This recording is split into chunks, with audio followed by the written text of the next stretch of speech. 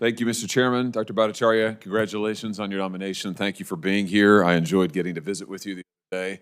Let me just start with the subject that you and I visited about and that I also asked your soon-to-be boss, Robert Kennedy Jr., about when he was sitting right where you are, and that's the use of abortive fetal tissue in NIH-funded research. I asked now Secretary Kennedy directly if he would reinstate President Trump's policy that prohibits abortive fetal tissue research in NIH-funded grants. He said that he would.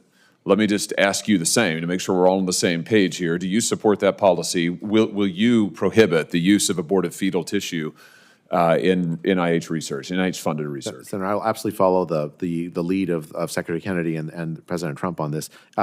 Just very quickly, may say why it's so important that we have alternatives.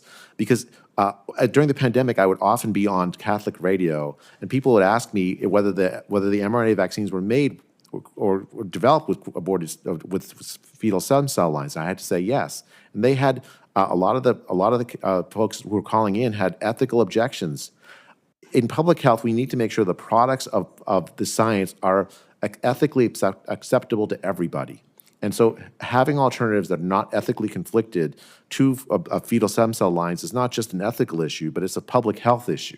We need to make sure that everyone is willing to take the kinds of progress that we make, and so I'm absolutely committed to that. Very good. Thank you very much. And I think it's a tremendous point that it is not only an issue of moral principle, although it is an extremely important issue of moral principle in the first instance, but it is also a public health issue. We think about millions and millions of Americans who are understandably very concerned about the components, if you will, of many of these palliatives and vaccines, and we want them to be able to access this on the same basis as others. So thank you for making that point. Let me ask you about something else that your soon-to-be boss, Secretary Kennedy, has said recently, that he has talked about his concerns that NIH is working to advance, in some instances, Big Pharma's bottom line rather than the health needs and health interests of the American people. And he recently wrote in the Wall Street Journal that he wants to propose stopping NIH funding going from researchers who have conflicts of interest, who have a financial benefit with a Big Pharma company. Can you comment on that? Do you support that effort? And can you comment on the importance of making sure that what we're doing with our NIH funding is prioritizing the health of Americans, not the profit of any particular corporation? Senator, I think the transparency in conflicts of interest is fundamental to trust in science, and I absolutely committed to making sure that transparency is at the center of the work supported by the NIH.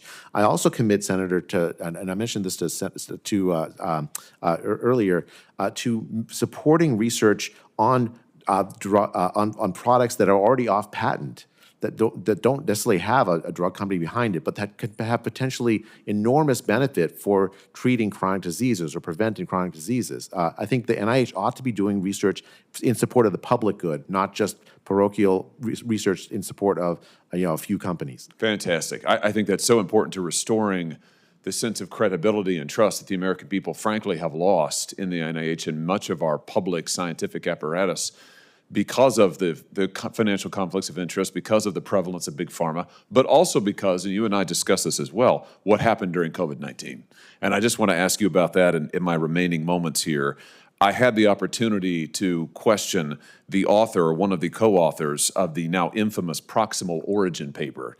Dr. Robert Gary is the individual who I had the opportunity to question. He wrote that paper on March 17th, 2020. You probably remember, Doctor, this is the paper that infamously stated, and I'm going to quote it now, that the SARS-CoV-2 is not a laboratory construct or a manipulated virus.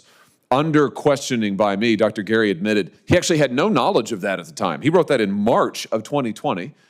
He had no evidence to suggest that was the case. This was, in fact, a piece of purist propaganda. He has since had many of his research products withdrawn from peer-reviewed journals because he hasn't followed appropriate peer-reviewed standards. This effort, this propaganda effort, and that paper, as you remember, was used as the basis of government-directed censorship to those in the scientific community, like yourself, to millions of ordinary Americans. The net effect of this was a tremendous loss in confidence by the American people in the NIH and in our public health officials. You and I have discussed the vital importance of restoring some of that credibility. Talk to us about how you see going about doing that. Senator, that episode is a low point in the history of science. The top officials of the NIH abused their position to hide support for research that may have caused the pandemic. And I commit to making sure that all of the activities of the NIH, not just backwards, but going forward, are transparent and open to the American people and to Congress. That's vitally important for the future of the NIH and for the future of science itself.